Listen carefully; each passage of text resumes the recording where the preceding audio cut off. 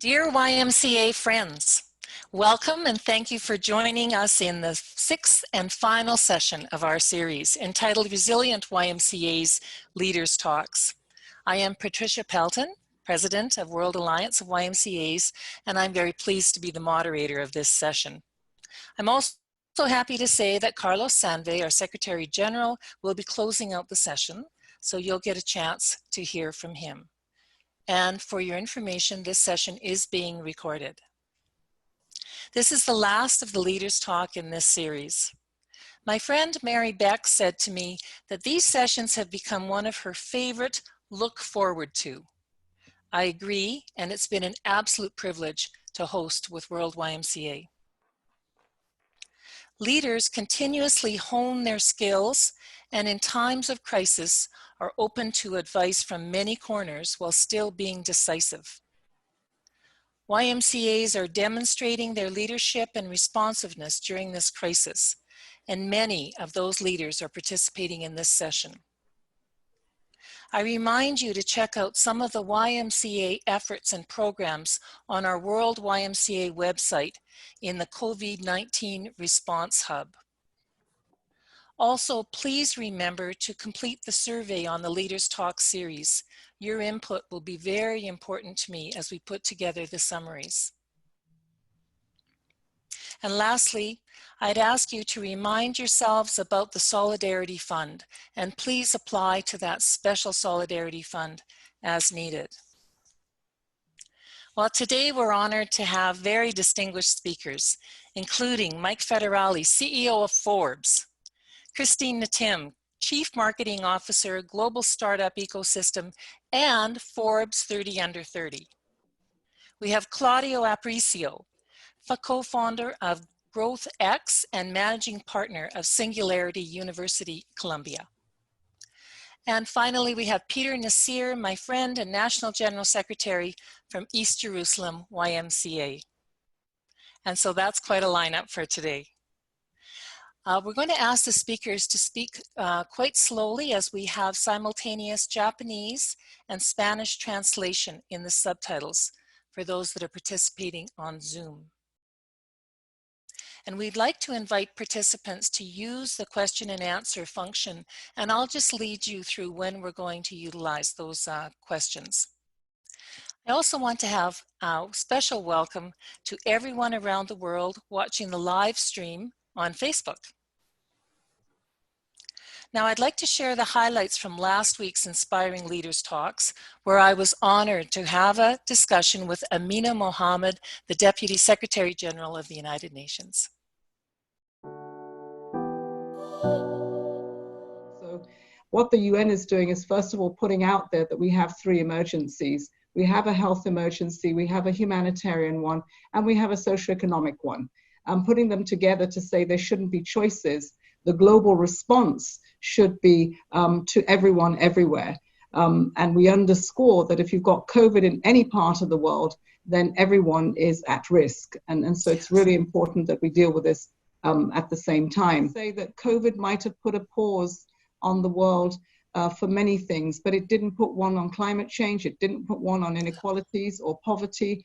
And so it's really important that while we address the emergency response to COVID, that we keep the SDGs alive, we keep the climate agenda alive, and we use those as deepening the opportunities to build back better. So you cannot change the system unless you address all of these levels here, unless you transform consciousness, by which I mean transforming the mindsets. Because if you don't transform the mindsets, then the same people, if you just change, say, the structure and so forth, and systems, the same people will create the same problems that they have been creating in the old structure before, right?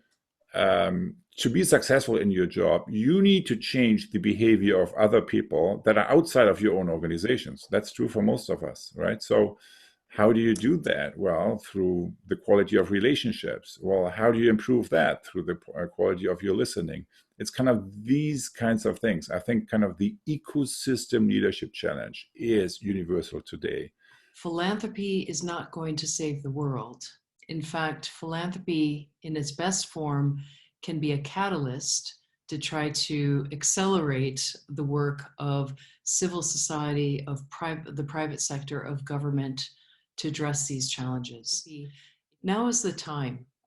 This is actually a time of opening of minds when we're seeing with this crisis that there is space now in the public sector space to influence the policies that are being drafted, whether it's bailout policies or stimulus packages. If these can be drafted in such a way that are inclusive, that are addressing this deepening inequality, that are looking for green incentives for business and industry, then we will have not only protected ourselves from this immediate crisis, but hopefully made ourselves more resilient for the crisis that will come.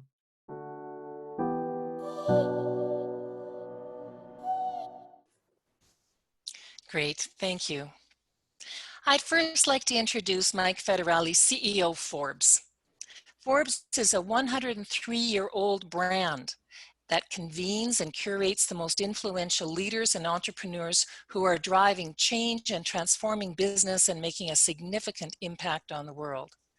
Forbes' international network of editors, journalists, and contributors fuels the creation of content distributed through Forbes.com, Forbes magazine research, and insight reports, signature live events, and much more.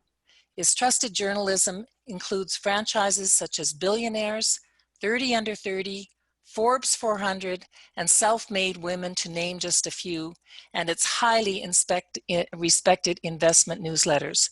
And actually, I was just saying to Mike, when I Googled, I couldn't believe the reach that Forbes has around the world. As a result, Forbes' trusted journalism today reaches more than 120 million people worldwide, and more so during the pandemic. Thank you, Mike, for being with us. Joining Mike in a fireside chat is Christina Tim. You'll remember Christine from YMCA 175 for those of you that were there. She is the Chief Marketing Officer, Global Startup Ecosystem, and a Forbes 30 Under 30. The Forbes 30 Under 30 list features the latest class of young entrepreneurs, risk takers, and game changers who are redefining what it means to innovate and lead by example. Global Startup Ecosystem is the world's first digital accelerator and leads today as one of the largest digital ecosystem development platforms. With a mission to educate, inspire, and prepare individuals and organizations for the digital age, GSE brings together both private and public stakeholders to address humanity's greatest challenges via exponential technologies and entrepreneurship. Welcome and thank you, Christine. So Mike and Christine, we have a tradition to ask all of our speakers, how are you taking care of your body, mind, and spirit during this crisis? Christine, over to you. Hi, everyone. Welcome, welcome. And that's always such a phenomenal question to start with. And I'll candidly say, I just make sure I make time for it. I think, right now with this pandemic, everyone's making time for work and obligations, but this is a great time to actually make time for your mind, for your body, and your spirit. And every single day, I take that time for myself. I take that time with my kids, my husband, and my family. And that's the first thing. And I enjoy it every day through parks, listening to music, jamming out to all the greatest songs that I love from past and present, and making it a priority every single day. So that's how I do that. Thank you. And Mike, the same question to you. How do you look after your body, mind, and spirit? No, well, thanks, Patricia, for having me here. And yeah, the thing that I've picked up in the past 2 months since I've been socially distancing is bird watching. And I've become a birder, which is actually a very relaxing sort of pastime, because you have to be very patient and quiet, and there are birds everywhere, so it can be done anywhere, and it's been great. I've discovered all the birds that I never thought about, and I'm actually beginning to understand their bird calls, so I can recognize about a half dozen or so right now, but by the end of this, I'll have a whole new hobby. So it's been great. That's great. Thanks so much for sharing, Mike. Christine, over to you for your fireside chat. Thanks. No worries. So first and foremost, thank you so much for this invitation by the YMCA.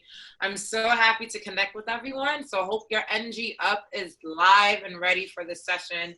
Obviously, this is the 6th and the final edition of the World YMCA's Resilient Leaders Talks. So I'm so excited to be a part of this powerful lineup. And I'm sure at the end of this, you guys will have a powerhouse lineup of insight and truly inspiration, because we're going to have really dynamic talks over the course of this conversation. And so I'll start by saying that I wanted to dive into this conversation with Mike, who I've researched profusely prior to this. Forbes needs no introduction, but the people behind it and the activities that Forbes is doing, I think what will bring light and inspiration to this conversation. And at the end of the day, as we transition into this fireside chat, I think it's first important that we note that we're all on this session because we're trying to overcome a global pandemic. And who would have thought the YMCA has been around for over 175 years, and you probably interacted with the YMCA in person physically at your local YMCA. Fast forward to 2020, we're all connecting online with iconic brands from around the world, powered by the YMCA, virtually online. So I hope you guys appreciate this experience and note that you also are in many ways a part of history. So I just want to give a warm welcome to the World YMCA and the entire stakeholders that made this happen before we transition into this conversation. So let's get started. So Mike, we already had a great introduction over the past couple of days, and we talked about a lot of different topic points regarding this session. And I think we'll start with something that's very pertinent, COVID-19, right? Right now, everything is being redefined in terms of our business culture, society as a whole. And I wanted to start that you're the CEO of an iconic legacy brand, Forbes magazine, that's been around for over a century as well. What decisions are you doing within Forbes magazine to not only get Forbes as a company over the other side of this pandemic, but how are you empowering the communities around you to take you along with you during these times? We would love to hear from you on this. Yeah, that's great. Well, thanks, Christine. And thanks to the YMCA. I am delighted to be here today to have this audience. I like probably everyone on this call, does have a direct connection to the YMCA. As a kid and growing up in Columbus, Ohio, I was part of the Downtown Wise swim team. So I'm very proud to be here today. But on that question, it's interesting. Forbes is 103 years old, but in the very first issue, and our founder, BC Forbes, the very first issue kind of put our mission out there, which was the purpose of business is to create happiness, not to pile up wealth. And when you think about that 103 years later, it is such a germane purpose to what's going on today. And so what we have done in the 2 months since we've kind of gotten deep into this work from home and the pandemic is focus on completely re-engineering our newsroom so that we are providing the kind of information that our audiences are looking for, and that is coming from a trusted source. So we've really upped our game in terms of being deliverers of news and information that people can stay on top of how to deal both personally, financially, and economically or business-wise during the pandemic. So that is really one of the biggest things that we can do is to be that disseminator of good information. And that has been one of the real driving purposes of what we've attempted to do over the last 2 months and have done successfully.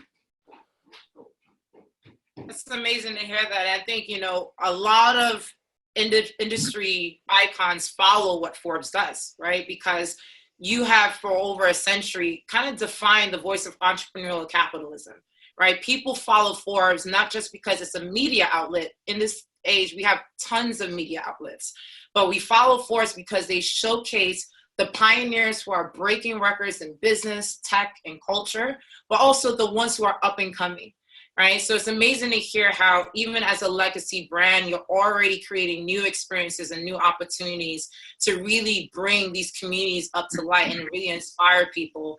Because a lot of times people don't get behind the scenes of organizations like yours to see that, you know, you're also learning as you go. And I think that's inspiring for anyone on the call to learn that Forbes is also learning with what's happening. And I think, you know, as an organization, the global startup ecosystem obviously has not been around for over a century. We've been around for less than a decade, but we live in a times where it's exponential. You know, one defining decision can truly accelerate your reach, your growth, and your impact. And I think what you said, where you started with the mission of how Forbes began, I think that was the building blocks of what Forbes become today. And when I think about our mission, Patricia said it earlier, that our mission is to pretty much prepare individuals and organizations for the digital age. This pandemic has skyrocketed, if not accelerated, our company's mission into the forefront. GSC, we actually started out of, like, literally I was coding my first website when I was pregnant with my first daughter, because prior to that, my husband and I, when we started GSC, we used to travel the world and really travel to emerging markets, because we grew up in Haiti, we grew up in Ghana. These are the markets that matter to us. And our mission was, how do we bring, you know, these experiences of entrepreneurship, tech, and innovation to these markets? Fast forward to 2017, when we launched our first tech summit in Haiti, where it reached 83 million viewers in the span of 2 days. We literally, for the past couple of years, have been trying to get emerging market icon stakeholders to see that the future is digital, the future does need tech, and that as an ecosystem needs to be prepared for it. And we don't need a pandemic like this one to really see the value of being digital first. So for us, you know, as an organization, during this pandemic, we went back to the basics. We started engaging with all of our stakeholders across Africa. Do you have a digital first process? You'll be amazed that, you know, in the US economy, it's already easy for many organizations to transition to virtual, because they've been using apps like Slack, Zoom, GoToMeeting to really digitize meetings and communications. In emerging markets, the relationships are all in person and it's very experiential. So for them to transition, there's also an upstart in that transition of making remote workforces.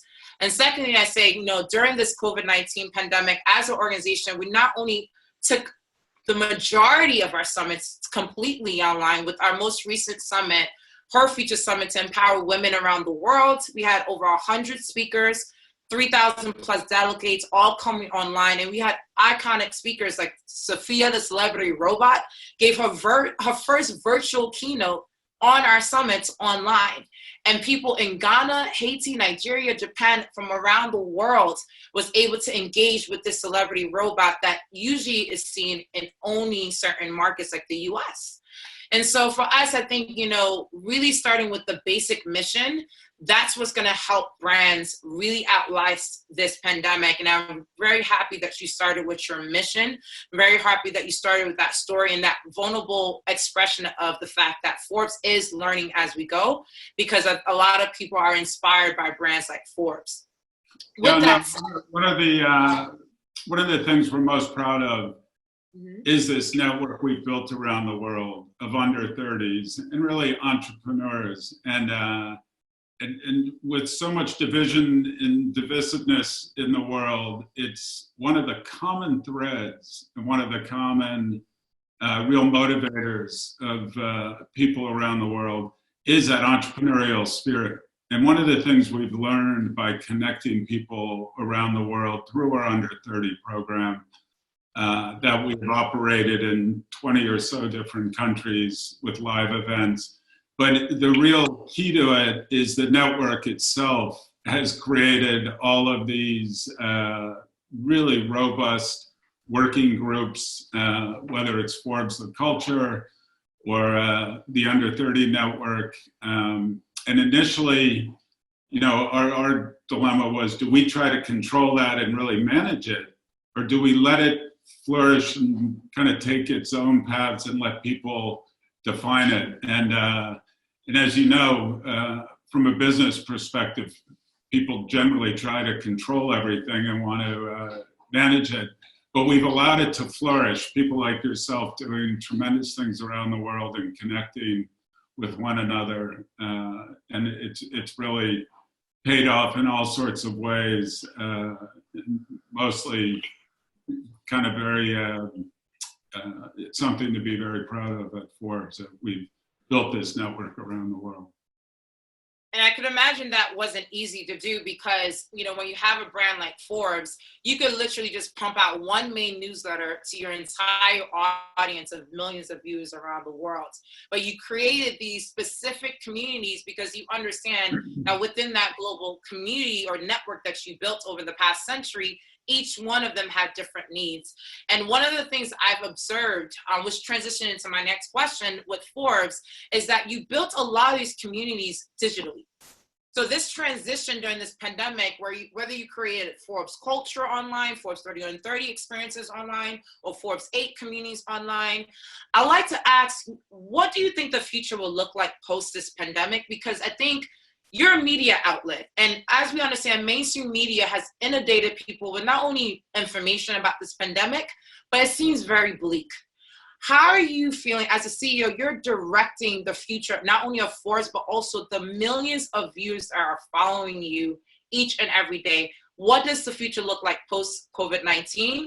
And how can you inspire people on this session to really follow the direction, the lead that you're doing as the CEO of Forbes to get people to the other side and see an abundant future after this? Yeah, well, internally, working across all the tools that we have, whether it's Zoom or Slack or any of the other connected tools there, that has gone remarkably well. And I've talked to a lot of CEOs at other companies, and working remotely has, I think, been a surprise to a lot of people in terms of how easy it has been. Now, I do think it works best when everyone's working from home, as opposed to some are in the office, that kind of thing. So it'll be interesting to see that return to when we do get back to what's the new normal, which will not look like it is today. Things will change, and I think that's one of the big things that will change is people will want to work remotely. Obviously, that kind of the technology transformation that has been going on for 2 decades is going to accelerate in the 20s here, in this next decade. And you're going to see huge change come out of it. Now, from the audience side, that's also, as things get, again, once more get better connected, you're going to have networks of people connecting around the world and addressing issues that they share in common or interests that they share in common with other people.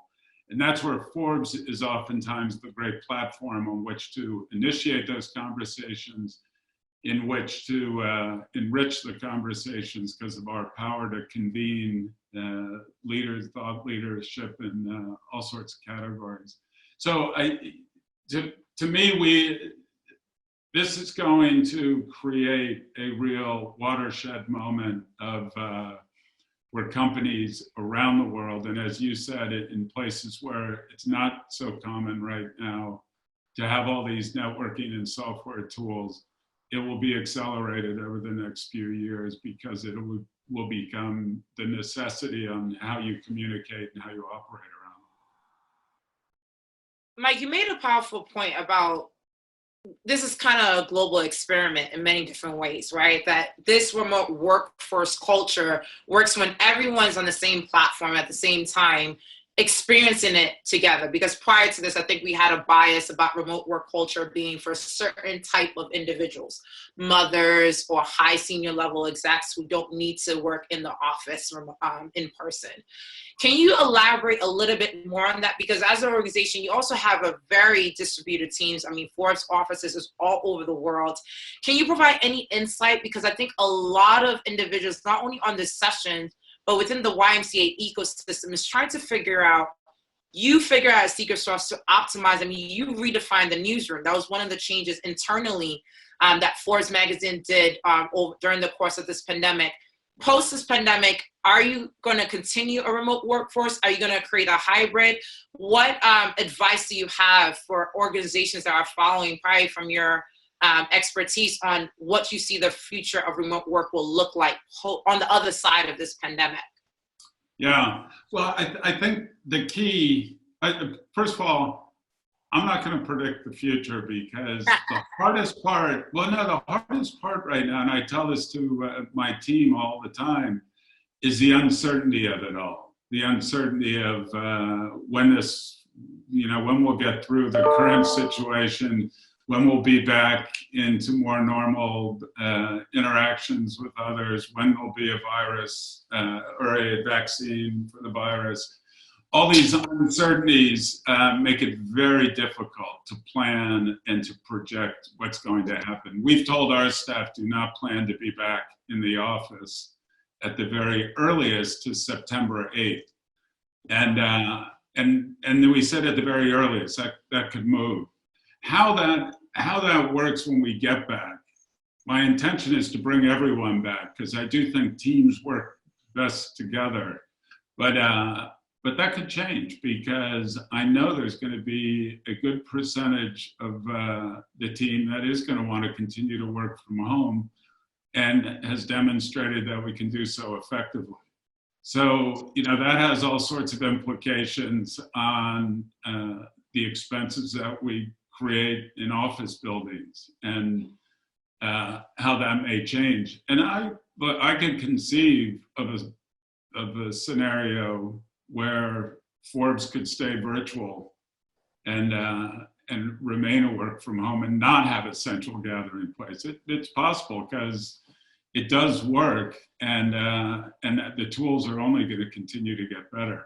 So with my staff, though, I think the most important thing now is that we continue to create a really good dialogue back and forth, which requires kind of transparency and trust. And I try to do this through town hall meetings, through a weekly newsletter, which we've titled, or a weekly email I send out on Mondays titled Checking In and Caring for One Another. Because right now, that's the real driver, is how do we take care of one another on the team to make sure everyone, whether from a work work profile or mental health or just well-being, and trying to understand what, as individuals, different people are going through, because there are varying levels of people who are really being affected by the virus.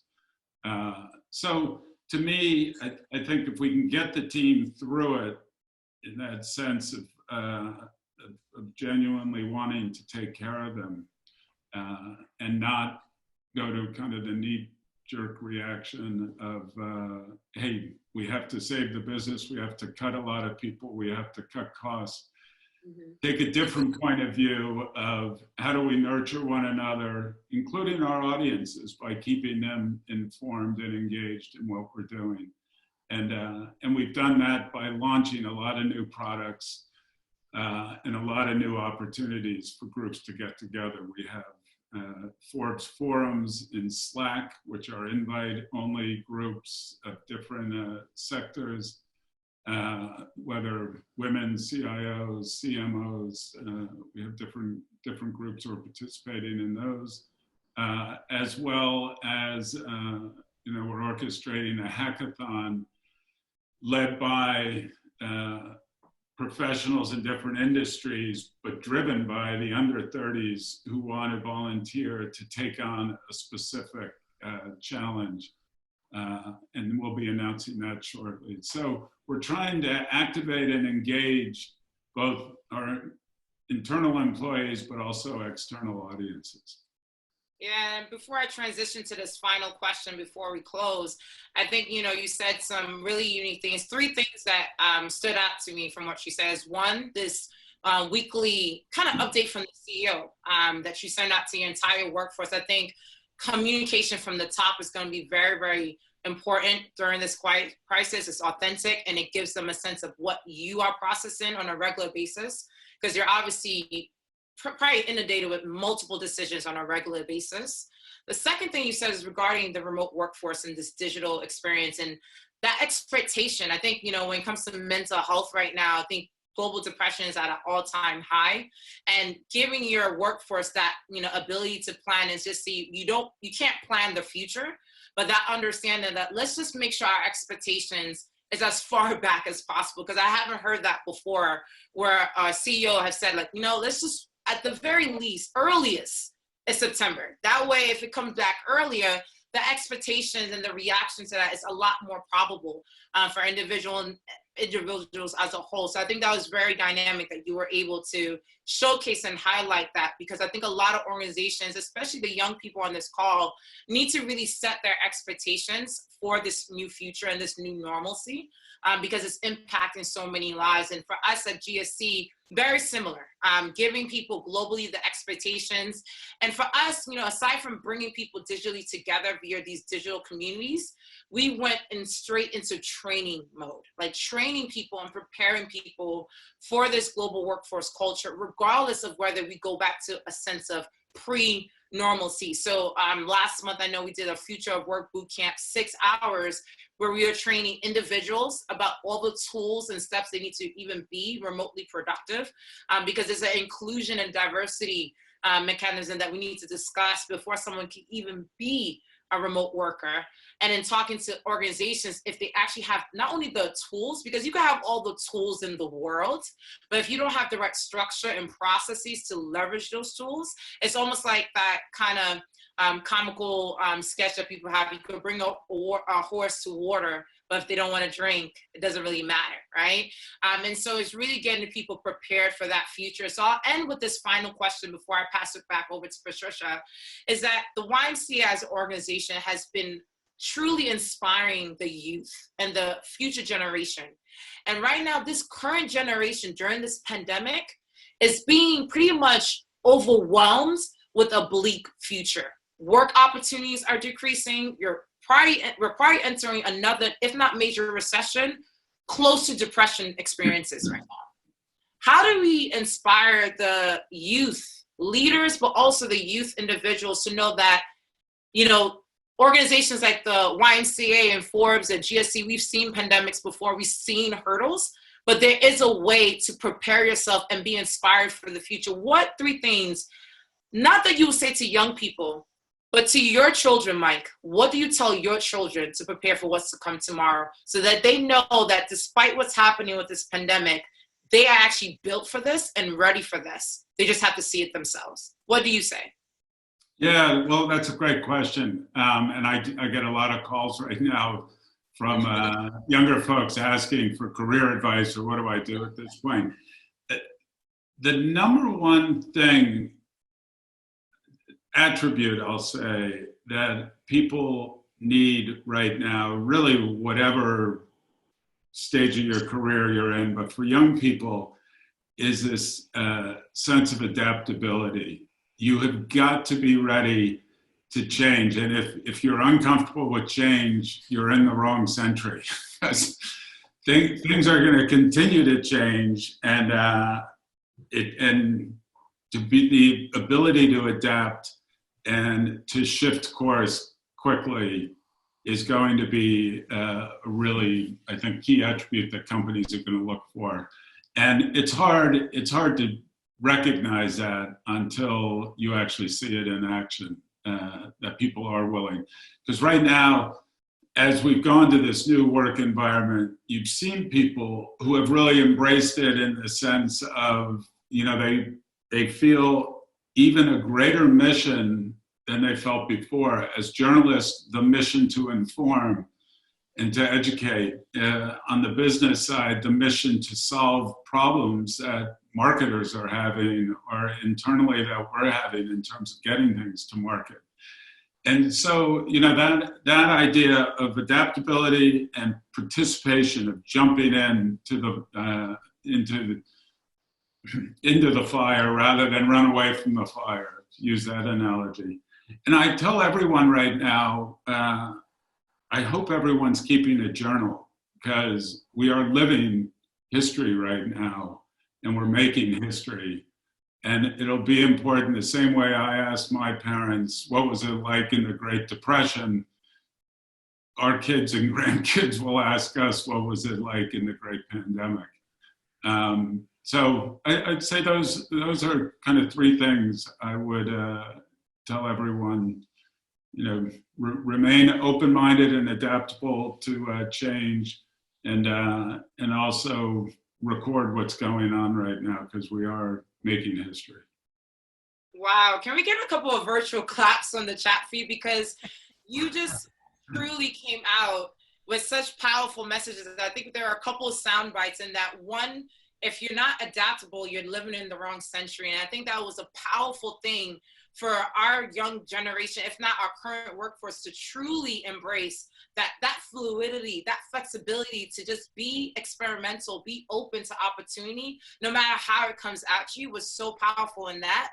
Second, this conversation about journaling the experience, because I think we get so caught up in our daily routines, whether it's virtual or in person, to not document our experiences, because who we are, if you think about it, this pandemic started 2 months ago. We never would have thought that this is where we would be today, right? So imagine a couple weeks from now, a couple months from now, just really understanding the world through your eyes by documenting that experience. Because at the end of the day, history is made up of the stories of legends, but also the small and everyday people who are experiencing it globally as a whole.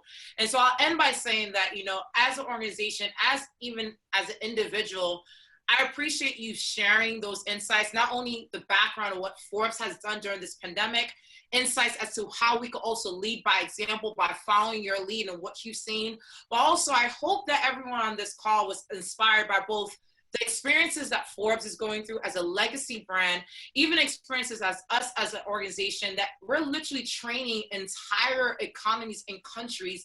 I would never have thought that, as someone who was born in the States, grew up in Haiti, literally talking to my president on a regular basis about how to digitize an entire economy for an entire country, if not an entire region. And so that's the future, where the future, there are no longer the same barriers that we've seen a century ago. Right now, value is key. People are going to redefine value and productivity completely differently, which is why this conversation of remote workforces is going to really inspire. But second, the most powerful people of the future are not going to be the strongest or the smartest, but to your point, is going to be the ones that are adaptable and ready for that change. So with that, I want to thank you, Mike, for your insight and your openness to sharing your experiences and your perspective on this. But also, I want to give a huge thank you to all of the participants on this call who was able to engage with this conversation, because as I stated before, we are living in exponential and unprecedented times. And so now's the time to really be prepared for it, not in the way you expected, but the way you were born to do it. So please be happy, be well, live your life in the best sense. And a huge shout out to the YMCA for leading this conversation. Thank you so much, Mike. It was an honor. Thanks, Christine. No, it's great. Fearlessness is another attribute, which I see that you have, so that's great. Oh, thanks so much. You know, we have so many comments on our chat line, just powerful dialogue. Thanks so much to you both. Gwinnell, you know Gwinnell Apollon, of course, and he's saying, wow.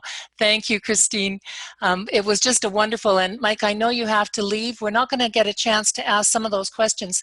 If we do have a couple of questions that are pertinent to you, can we ask you if you would respond to them? Yeah, that's fine, please. Okay, so we'll get those questions to you and get the responses back. So thanks very much. It was just a real pleasure to listen in on this dialogue. Thank you. That's great. Thank you. I just also want to mention, just a plug for journalism. So in terms of the military and others that are suffering from PTSD, it is a known methodology to journal. And it can be very stress relieving. So not only is it documenting what we've gone through, but it's also good for ourselves to do this. So thanks very much for bringing that up as well. Okay, so there will be opportunities for questions and answers at the end of the speakers, but I'm going to move on now to Claudia. And I'm so pleased to warmly welcome Claudia Aparicio, co-founder of GrowthX and managing partner of Singularity University in Bogota, Colombia. Very much welcome to you, Claudia, and please take it over. Thank you, Patricia, for having me here. I'm very honored to be at this panel, and I'm very inspired by the previous intervention. In my case, I want to talk to you about what it means to promote disruptive visions such as Singularity University has in a context of an emerging economy such as Colombia is and Latin America. So in these 10 minutes, I hope I will provoke reflections about three main topics: the importance of narrative in circumstances such as this. Secondly, the reality of the future of work versus the future forecasting on which we have been working before. And third, and lastly, the case of Colombia regarding the COVID crisis. So I decided to start talking about narrative because before the coronavirus, all discussions about the future of work were somewhat rhetorical. There was a kind of cliché in which we always said or talk about professions that did not exist yet, and there was always a question about how quick these changes will take place, especially in developing countries where there has been a mentality of late adoption phase of technological advances. And the truth is that technologies were already there, but we have a false sense of security when thinking that it was an option decision to use them or not. The most paradoxical thing about this situation is that although many experts agree on the idea that next revolution in the near future will be biotech, we never figure out that it will be a virus with exponential growth rates that will accelerate technological transformations as life or death question. So Nikita, please next slide. And today we are facing a change in narrative. And for me, this is the most important thing, the most essential thing, because as Harari says in Homo Deus, we are a species of storytellers. So the future of work will be, in my opinion, the one we want to build. To give you an example related with social services sector, think about the discussion about the need to promote equity and fight against poverty as a topic. Even if it is something that we're talking about since I was born, it is true that in a liberal and capitalist model that appreciate work as the center of society, it did not make a career. But today we are seeing a 360-degree change in the narrative because public health and general interest circumstances are at the center of the discussion of economy recovery. So if the existence of people on streets seeking informal income increases the risk of contagion, if housing conditions are essential to eliminate the cost of healthcare to the maximum, then it's worth to implement measures that privilege health and protect formal jobs. Isn't it's amazing? And because it seems to me that finally we did it, we succeed. And this is because we are facing this change of narrative. Few months ago, next slide, please, automation was the #1 enemy of unions and employees in industries such as transportation and manufacturing, for example. And next slides, please. And universal basic income pilots were focused on measuring whether they could effectively increase social mobility. But today, as we will see in the next slide, the narrative has changed because machines has demonstrated that it can save life. Machines can save entire industries that are at risk of shortage if their employees fail ill as is the case of the pork processing plant at Iowa. And universal basic income solutions are outlined as the most efficient public health and social peace policies for circumstances like the one we are experiencing right now. So remember, the future will be the one we want to create. And so moving forward to our second topic that I will show you in the next slide, we will show a comparison. I work on building this comparison between what we thought the future of employment will be and the reality, because I'm seeing some very interesting revelations that we should consider. Before the pandemic, many consulting firms, for example, Accenture, estimate that in the next 5 years, 1 out of every 7 hours of work will be capable of being automated. But in practice, it has happened from one day to another, which means that after the COVID, there will be people who probably won't be able to access at any type of employment ever again. And it has huge implications as well in the educations, because as you know, education and works are always tied. And because before we were talking about, and Christine mentioned that we were talking about skilling and reskilling training process in order to help people to transit from the past to the future. But right now, there's no time for it. Organizations that want to survive need to learn in real time. And it is producing a huge pressure in education industry, because startups in edtech industries were not at the top of priorities for investors. But right now, universities have become direct competitors with edtech players and are under enormous pressure to reduce their costs, while disruptive education models are rapidly advancing into peer-to-peer learning strategies and subscription business model. So it is incredible that the investment in online education will reach 350 or 400 billions in the next 5 years, according to the Peter Diamandis forecasting. So this area of education, and for you who works with youth people, it is super important, and this is changing so fast at the level that, in my opinion, are putting at risk the conventional model of education. Other thing that I want to mention, it's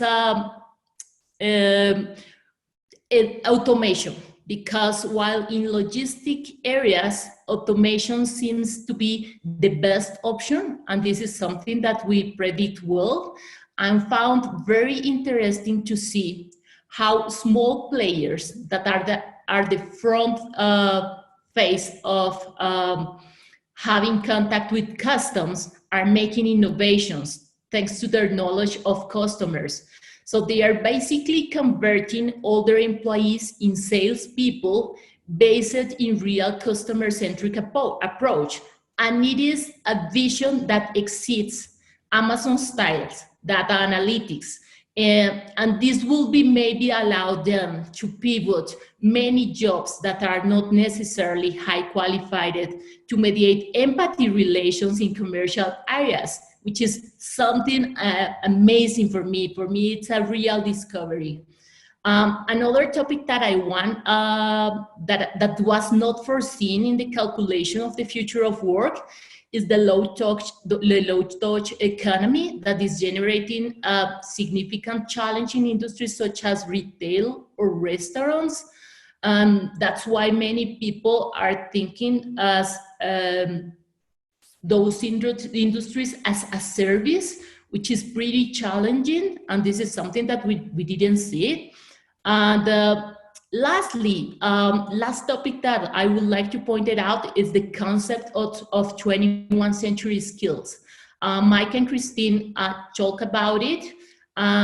and I think it's very important because before the crisis, we were talking all the time about STEM skills that are very valuable per definition because of course we need it, but it seems right now in this decentralized work environment that we are creating, there is a need to have entrepreneurs everywhere.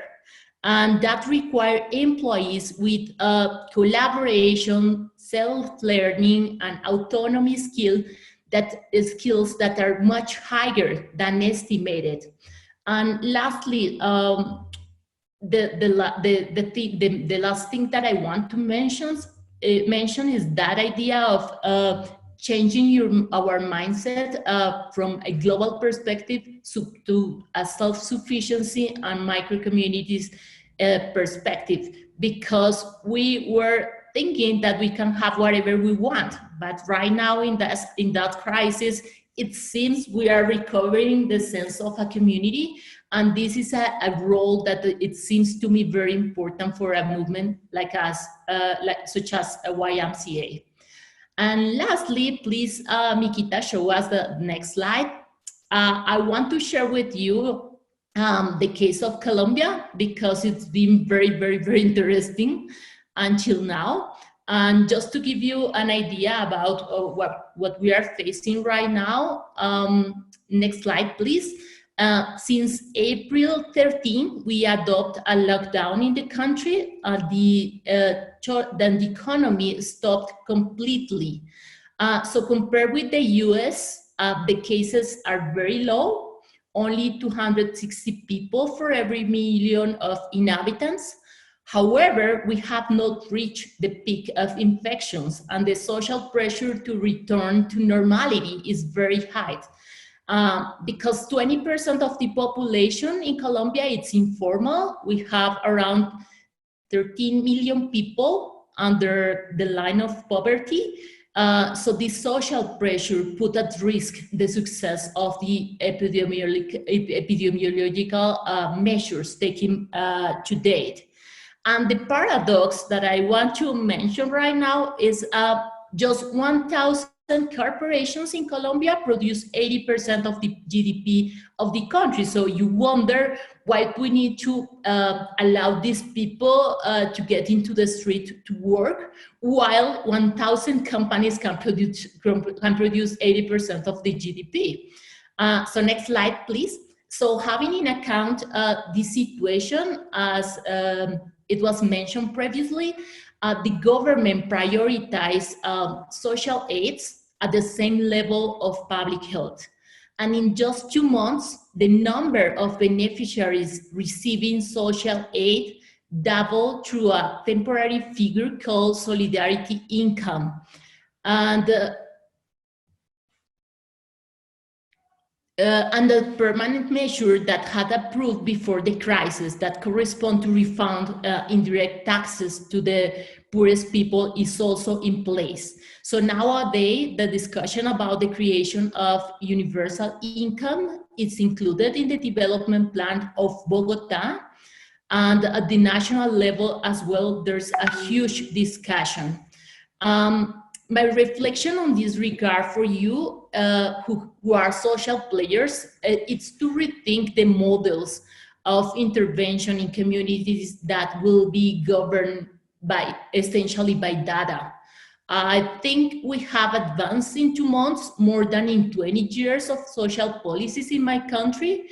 And it is not only because the rapid allocation of funds, but also of essential components for social mobility, such as digital literacy or bank access, because all these people is doing that through their mobile phones mostly, and it is incredible the amount of people that are getting access to bank accounts right now.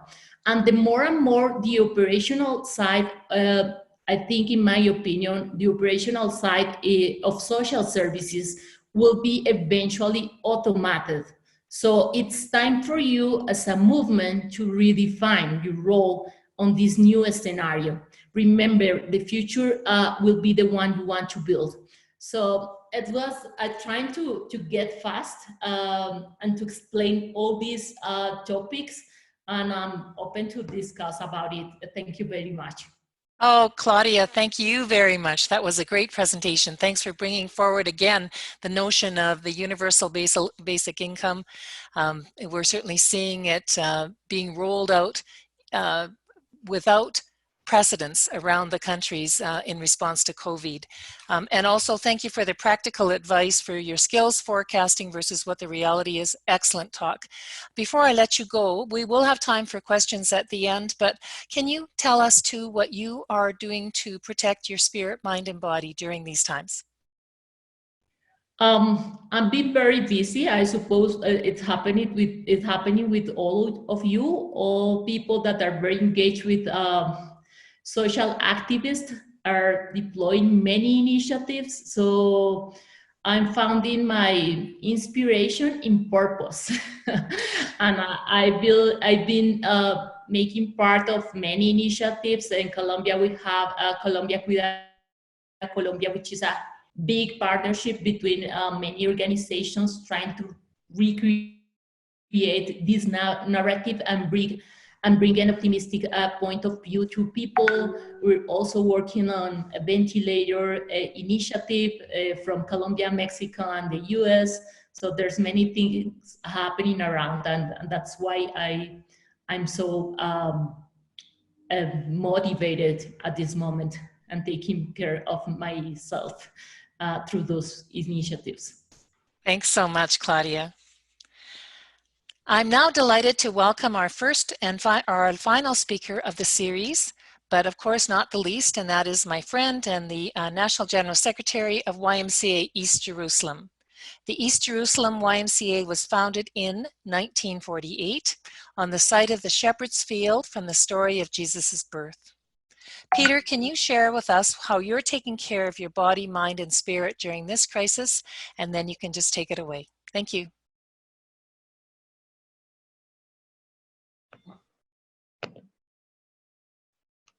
All right. You're on. Thank you. Hi, Patricia. Thank you for having me here. So for my spirit, mind, and body, I have been exercising. I've been playing music. I play guitar, and I've been trying to stay healthy. So this is what these are my spirit, mind, and body for the last few days, as well as working for the Y and trying to overcome this emergency. All right. So hello from, I'm actually in Ramallah, but hello from Jerusalem, which is the headquarters of our YMCA. So I'd like to tell you a little bit about the East Jerusalem YMCA and how we've been dealing with this very challenging time. We are comprised of sports centers. We have 3 community and sports centers in Jerusalem, Sahur, which is in Bethlehem, and Ramallah. We started, as Patricia said, in 1948, but we started in Jericho at first. YMCA started emergency provisions to refugees of the Israeli War of Independence. We have run a women development program as well since 1992, and its aims is to empower the 51% of our society that we need to utilize. We have an advocacy program that promotes social justice for Palestine, as well as, and we do that through an environmental cause, through the olive tree campaign. So we plant about 8,000 to 10,000 trees a year. We also have a rehabilitation program that focuses on working with the psychosocial needs of children, survivors of conflict, political violence, and to reintegrate these children, make sure they make up schooling, they make up work, and that they are able to provide positively to their society. And we also work on advocacy and rights of people with disabilities. So as a result of COVID, our sports centers, our community centers, along with our vocational training school in Jericho, so our 4 main centers throughout the West Bank, started running emergency provisions. We have been able to reach about 750 families with over 4,000 direct beneficiaries. And the whole idea is to keep people home. You don't need to go out to get groceries. You don't need to go get hygiene. Will help you keep your surroundings clean. Will help you have food. The aim is to also to deliver to elderly people so that they are most at risk, so that they don't leave home and that they can make it through the quarantine time. In addition to that, and this is something I have benefited from as part of my spirit, mind, and body, is the sports centers have been running online workout videos. So every trainer posts a video on a daily basis. We've had, and they keep cycling through. We've been doing it for 2 months since mid-March already, and it's been very good. We stay at home, but stay healthy as well. Our rehabilitation program has developed a guide for coping with mental health for the family and for children as well inside the home. So we need to take care of ourselves while we are in quarantine so that we are better able to care for our children. We need to understand their mental state, and we need to understand our mental state as well so that we can survive through this time. And we've also opened a mental health hotline for public use during this pandemic. In our women development program, they use a model of creating protection and resilience groups. These protection and resilient groups throughout COVID started acting as a quasi-government. They were the ones who were manning the entries to the villages to make sure that people who come in are being checked, that they have tests done for COVID so that they don't bring in disease with them into these remote areas that really don't have any governmental oversight over them.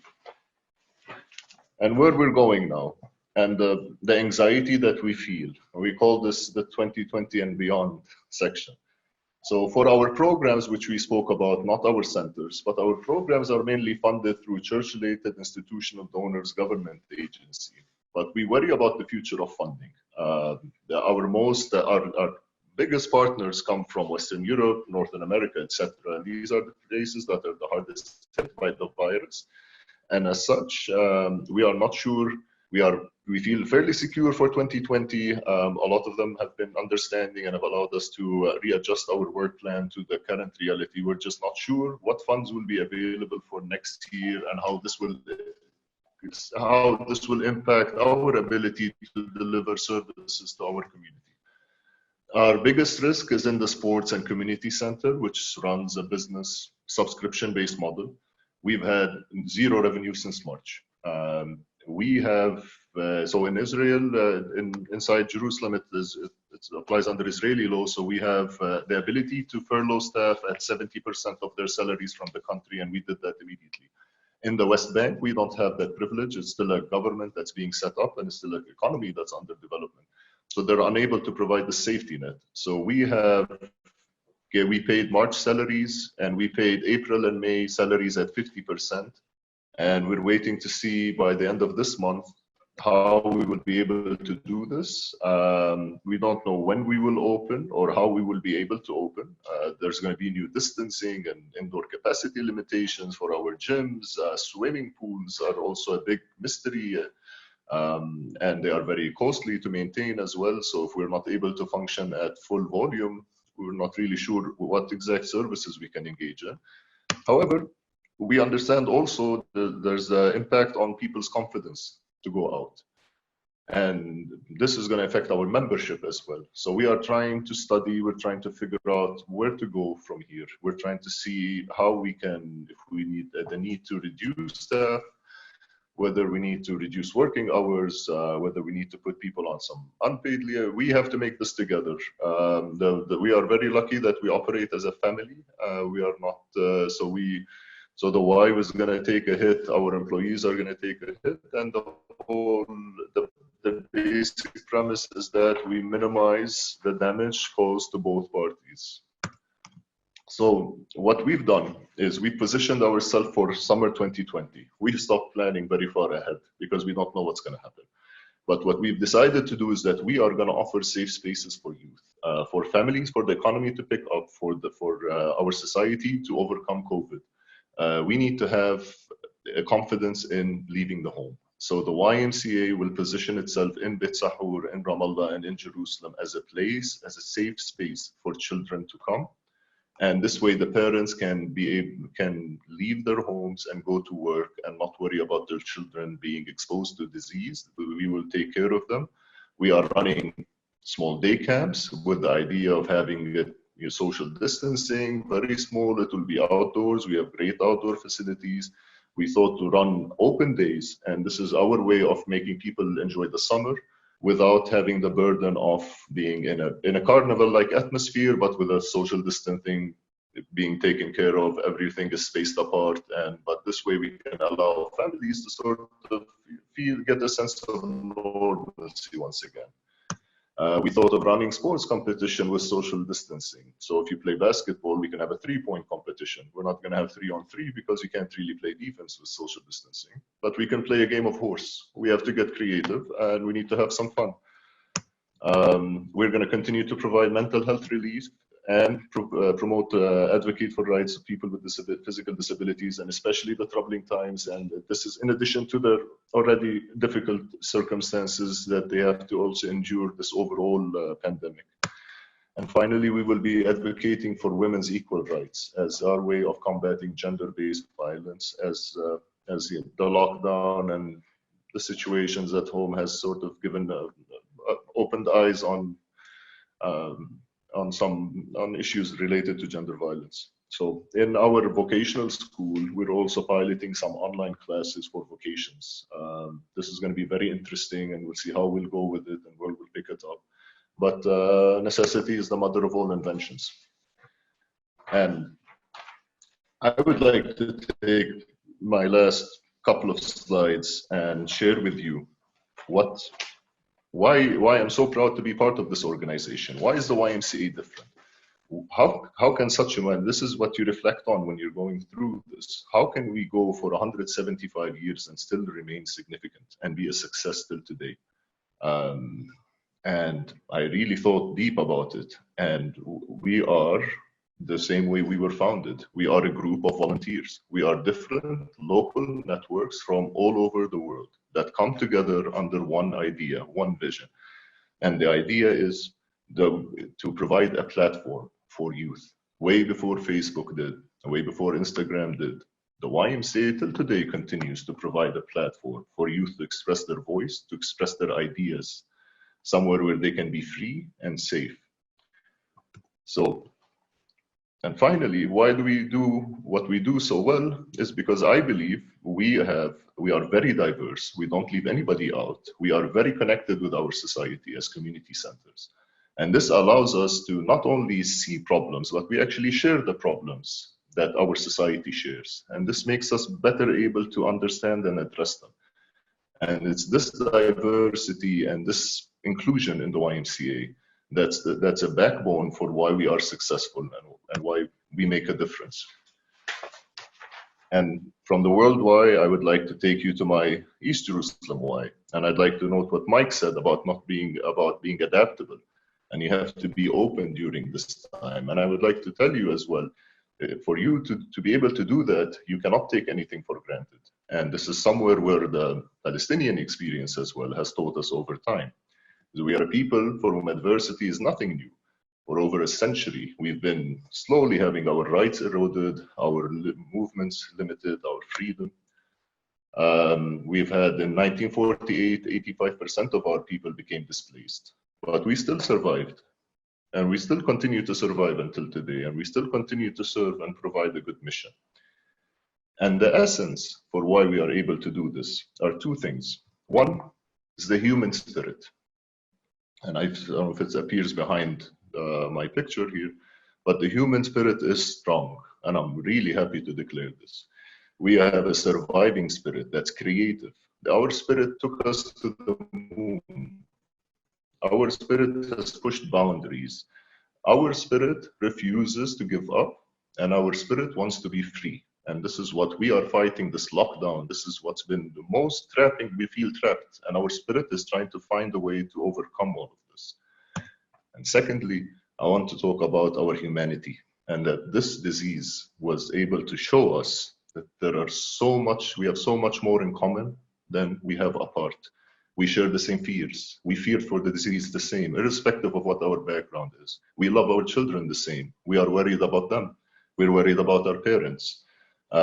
We love the same things. We fear the same things. We laugh about the same things. And I think our human spirit and our humanity is a good way forward. And this will be how we will overcome this pandemic. The love always will overcome hate, and justice will always prevail. We saw animals come to cities. We saw our impact on our earth, on our environment. I think environment issues should not be held up any longer once COVID is over. I think social justice should take things for granted. We should create the change, and we should create it today. Something as simple as having two people across each other from a balcony sing to each other lifted the human spirit. Seeing great performers perform for free just because they want to tell you they are there for you, not because they want to make a living or to make a wage. They are just doing the art for the art. We have gone back to what makes us human. And this is something for me that's really lifting my spirit. And finally, I will leave you with this message.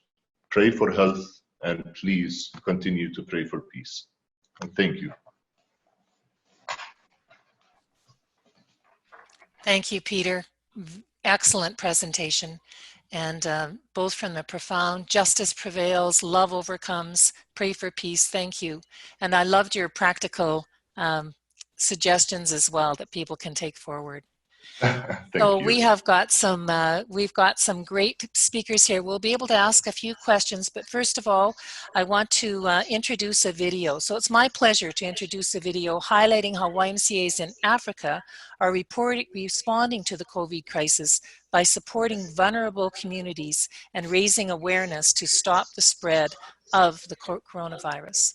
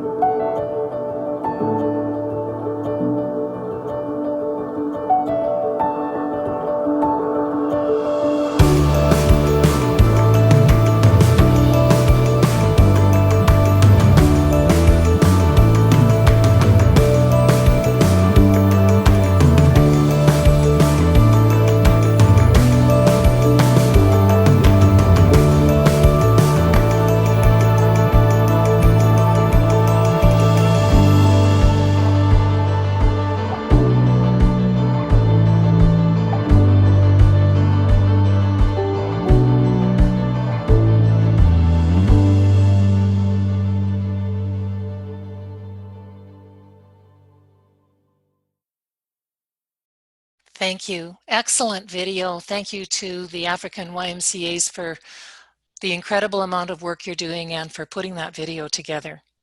We're going to turn it over now to some questions that we have from our participants. And so I'll be directing the questions as much as possible so that I'll ask the speakers to turn on their camera and unmute. This question, the first question is from Lee Danes, and it's for Claudia.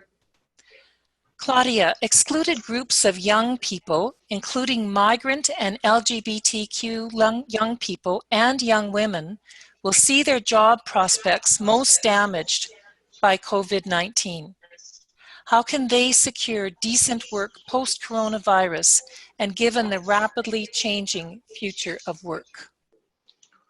As I mentioned before, I think there's many people that won't find a job at all after the COVID. So that's why it's so important to think about other additional social aids, such as universal basic income. And also, I think we are redefining our priorities as a society. So before COVID, work was at the center of society. And I think it's not longer going to be the center of our life. So even if someone cannot find a job, they can find a purpose. And this is my hope. I think in the next generation, we need to work hard to make situations such as this doesn't happen again. But unfortunately, for a generation which is in the middle of this transition, it will be tough. Thank you, Claudia. Christine, here's something for you. In order to capture opportunity in adversity and shape the post-crisis future, how will you maintain viability and also innovate around new opportunities? Oh, that's a really cool question. And I think it starts, first and foremost, a question around, how do you pretty much prepare and have be viable for what's happening? It goes back to that conversation about adaptability. First, it starts with confidence. I think people truly underestimate how influential you already are to start any initiative, to pivot, to relearn and reshape what you're doing as an organization or as an individual. I think one thing that this pandemic has shown that even small companies, startups, individuals can make just as much as a crazy impact as a legacy, huge organization that's been around with all the powers that be. I mean, you're seeing all around the world, people are doing relief funds. Sometimes individuals are raising millions of capital to support people in their community that are struggling. People are doing initiatives out of their backyard to support elderly. So you just need to first start with the confidence to know that you have a lot more power to really do something during this pandemic or during these times than you really think. And second, when it comes to war strategy, people say no war has been won without a plan, but not everything goes to plan. And I think this time has shown that, not everything is going to be under your control. And so you need to be very fluid with understanding that you need to just go for it. Our organization at the GSC, we've been known for our tech summits. People didn't even know that GSC is actually the first digital accelerator on the planet until this pandemic. And so there's a humility to understand that even though people don't know your complete sense of capacity, this is a time for you to leverage the digital space, social media, your emails, your posts, your WhatsApp messages to show people your potential and be ready for it. Because at this point, no one is judging anyone for trying right now. There's so much experimentation going on that everyone's figuring it out together. So if there was ever a time for you to make bold choices and bold moves, this is the actual time. Because at the end of this pandemic, people are going to ask, what did you do? And you don't want to be the person that just stood there and just was watching everyone do something and not putting yourself out there. So I wish you guys to just go for it, because there is learning happening every single second during this pandemic. Thanks, Christine. Great answer, great motivational answer. This is a question for Peter from Lee. Is there equitable access to healthcare for Palestinians during this current public health crisis? And an addendum to that, how can we position the YMCA to thrive in a new normal? Okay. So the first question is much easier. the healthcare system in Palestine, being a country that's under a military occupation, is almost adequate at best. We have about 200 plus 240, 250 when the pandemic started in terms of ventilators. So the health system did not have the capacity to cope with it. But the government did a wonderful job. They immediately locked down. As soon as cases were declared in Bethlehem from tourists, there was immediate shutdown. And because they knew they couldn't cope with the pandemic, they did their best to prevent the spread of the pandemic. And I believe they did a wonderful job. In Gaza, the situation is even more dire. There are, I believe, I want to misquote anything, but I think that in single digits is the amount of ventilators that are available for COVID, not available for operations and for ICUs. So, but unfortunately, to say that, sometime the 13-year closure of Gaza sort of worked to their benefit, and we hope that that's never is the case anyway. In terms of the YMCA going forward, I think, and I will share this one point I have about the YMCA, our biggest strength and our biggest weakness is that we are local. We are a global movement that's local everywhere it is. So I think we need to, we can see a benefit of centralizing certain goals and themes. However, they all should stay within the local context, because this has been our, the YMCA has never been imposed. It's always been a part of the society. I think the way forward for us is to keep people's spirits up and to focus on youth. This is our niche. This is what we do best. We connect more young people than anybody else in the world. And I think so long as we keep our focus on them and how we can contribute to our society and to the families and to in general, to the relief through youth, we will be okay. Thank you very much, Peter. Next question is for Claudia from Esperanza. Claudia, considering that the future of learning and working is becoming more virtual, how do you see it will change or is changing the future of services that focus on in-person connections, such as the ones that the YMCA fosters through gyms, summer camps, and youth leadership groups, among many others?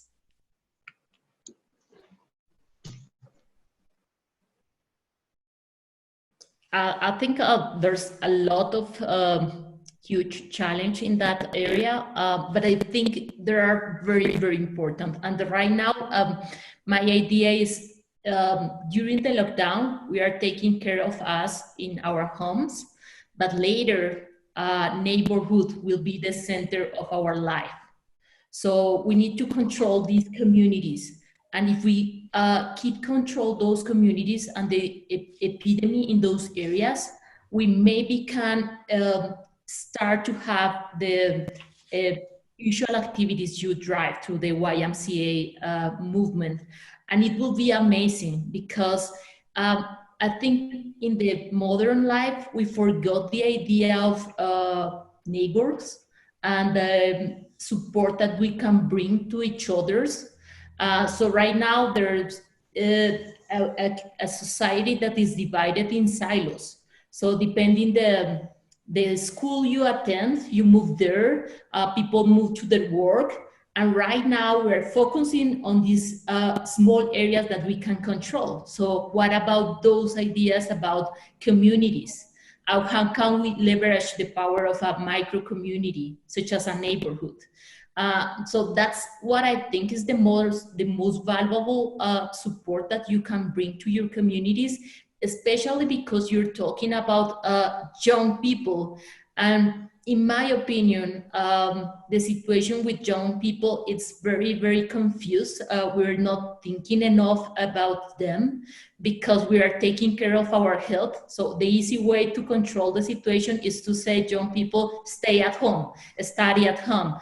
And it has an enormous impact in their social and emotional development.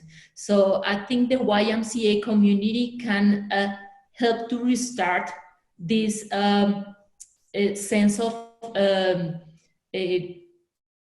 give them a kind of support or emotional aid, and it's feasible. But we need to keep in mind that it will be hard to work with a large amount of communities. We need to be focused on small communities. Thanks very much, Claudia. Renata, you're translating, and I wonder if you could translate this question from Carlos Calisto, and it is addressed for Christine. Yes, just a sec, let me go. Thank you. Okay, Carlos, this is a question for Christine from Carlos in Uruguay. Christine, we are a very small organization. We depend on our support services. We need to adapt and change to new ways of servicing the community, especially keeping in mind the large unemployment rate that COVID will leave behind. In which places, like a website or other space, can we find a guide and opportunities to work to promote micro enterprises in extremely vulnerable sectors of our community under the umbrella of the YMCA? So asking for Forbes websites or resources that might help a YMCA like Carlos in Salto, Uruguay, create micro entrepreneurship for young people.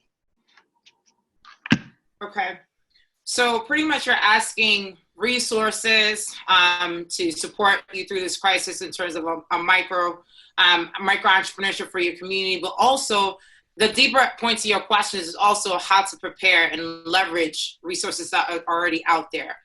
The first thing I would say, you said you're a small organization or a small YMCA location. I want you guys to understand the power of being small. Sometimes big is not your biggest weapon. So one thing I would say is that because you're small, let's say you have less workers, less people, less stakeholders, you can move incredibly fast because you don't have as many decision makers in your organization like an enterprise or a corporate company to make actual decisions immediately. And right now, this pandemic, if you're seeing the stock market right now, literally companies are dying almost every single week, especially mega companies, which is why I'm so proud of the YMCA and making this transition, because what you're seeing is that small, localized communities are actually getting faster and quicker because you have less things to worry about in terms of decision making the skills to actually make action, right? You're just moving. So be powerful in the fact that you are small. The second thing I would say when it comes to resources, there are two ways to get the resources and information you need as either a local YMCA or trying to empower people in your community to leverage resources within the YMCA. First and foremost, I would say do the research, but sometimes you could be lazy about it. Put a Google alert on anything that you're trying to find and make it go to a direct email account. And that email account, when you check it every day, is not going to your personal email account, but it's kind of like your research pandemic jar of information that you need, everything that you need. So I would put remote work as a Google alert term. So that way it comes to your inbox on a daily basis. Relief funds, right? Mental health and wellness. COVID-19, right? So that way you're getting information that's coming out, because what's happening, we actually have a COVID-19 tracker. I can send this out to DJ. It's a public database of 1,000 resources that's being given from the likes of Facebook, Google. All these mega companies are actually already giving free PDF guides, research guides, and resources. They're even offering free grants and perks. There are companies who are giving millions away in resources for free right now to help organizations like local YMCAs to get through this. So you could use the GSC COVID-19 database, or you could create one for yourself by doing that type of like alert tracker going directly to your email. So that's the first thing. Empower yourself with the information. Second, there has to be one person on your team that you make is the lead for COVID-19 preparedness, in the way that they have to be on point with finding information and applying to these opportunities. Because what's happening is that everyone is scared within an organization. Let's say you have a 5-member team and no one's taking accountability for focusing on one part of this pandemic. One person could be in charge of just finding information. One person could be in charge of just applying for opportunities. One person could be in charge of like disseminating these opportunities to your community. So you need to actually kind of reframe roles within your organization, not based on title, CEO, CMO, Chief Innovation Officer, but based on value. What do we need right now during this pandemic, and how can we readjust everyone's roles? And the final thing I would say in terms of empowering your communities, get inspired by what's being showcased today. I mean, Forbes magazine was on this session. This is an unprecedented opportunity. This is a magazine that has been showing every single day stories of people making an impact. Use those stories to not only be informed, but to be inspired. If someone in your neighborhood is able to give 20 meals to the elderly, literally just by themselves, imagine what you as an organization could do. And a lot of times people say, well, we don't have the resources or we don't have the funds to make the impact. YMCA locations are struggling around the world because the YMCA was built on giving empowerment of space that's shut down right now.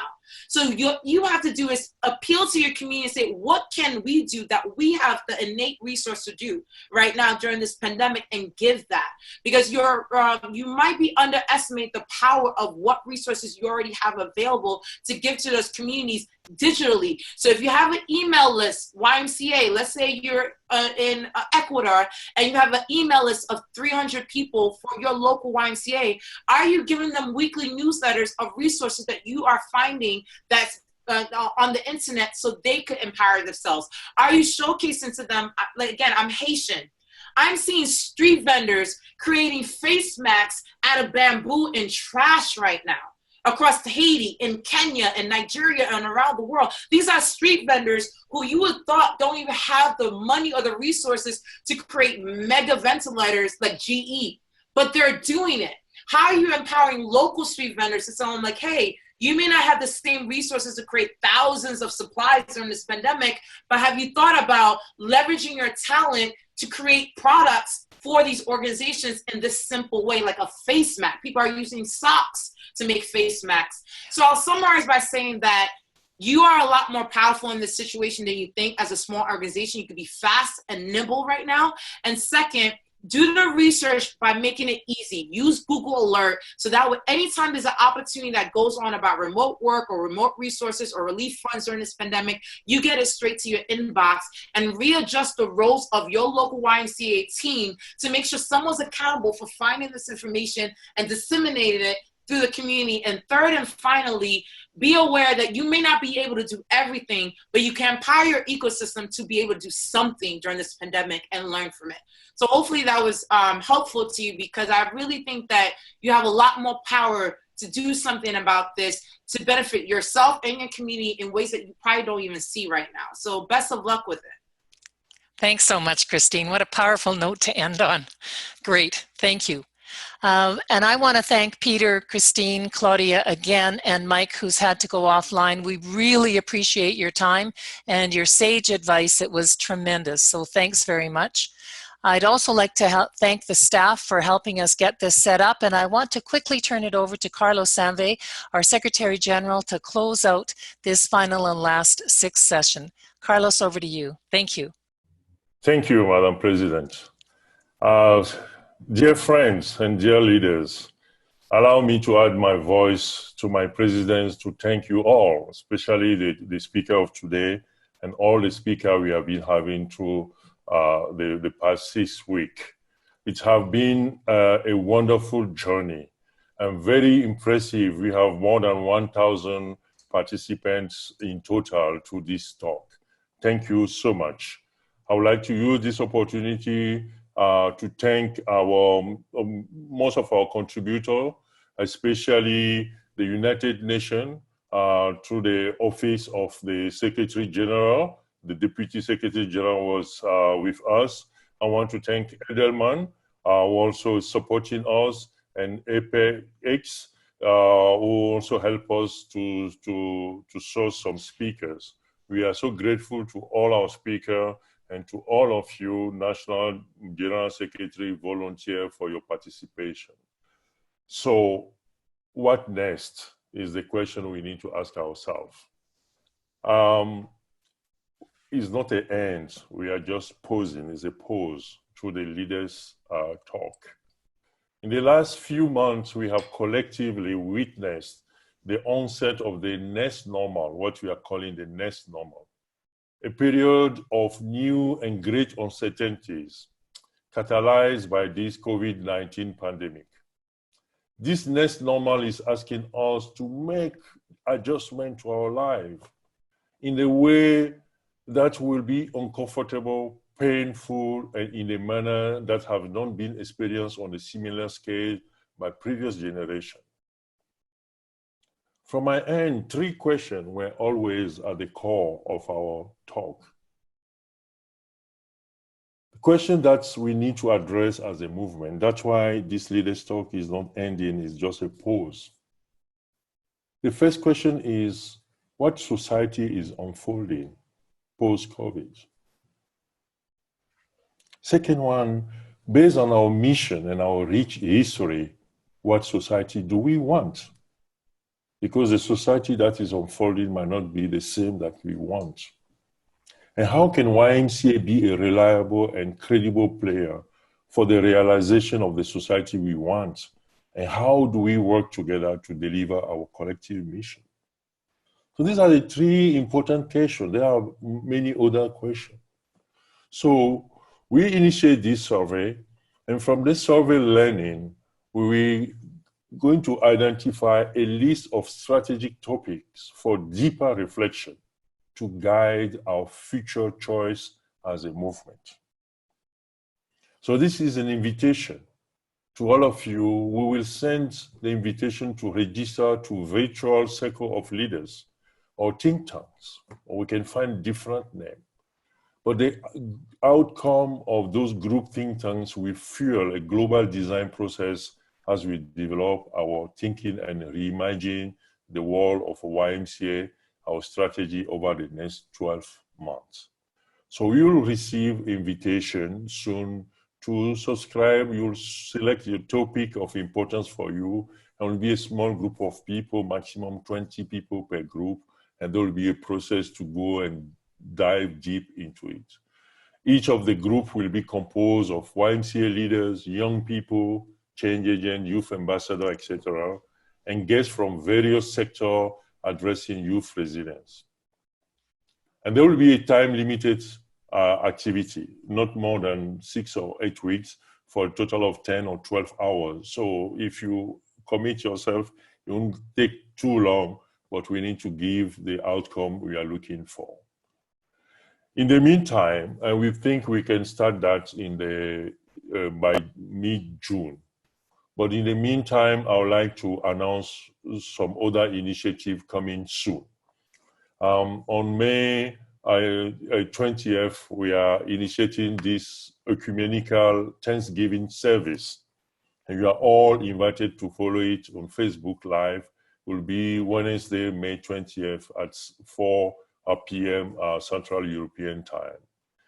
And from the young people, we are also initiating on May 23rd what we are calling the Youth Voices, the future we want. And we'll be hosting it. It's an event for everybody. We're driven by young people. We'll be having discussion to raise their voice and also articulate the future we want. So this is an invitation for you, all of you, to stay tuned, to stay connected, and to make sure that we continue this journey. From the talk today, we heard, friend, that we cannot predict the future, but we can be the owners and the makers of our own future, our collective future. Together, we can endeavor to be relevant to our community and society as a whole. We invite you, dear friend, to continue to journey to becoming protagonists in shaping our collective future, faithful to the ideal of our founders and our leaders. It's a pause. but stay tuned and we continue this journey together. Thank you all and see you soon. May God bless you all.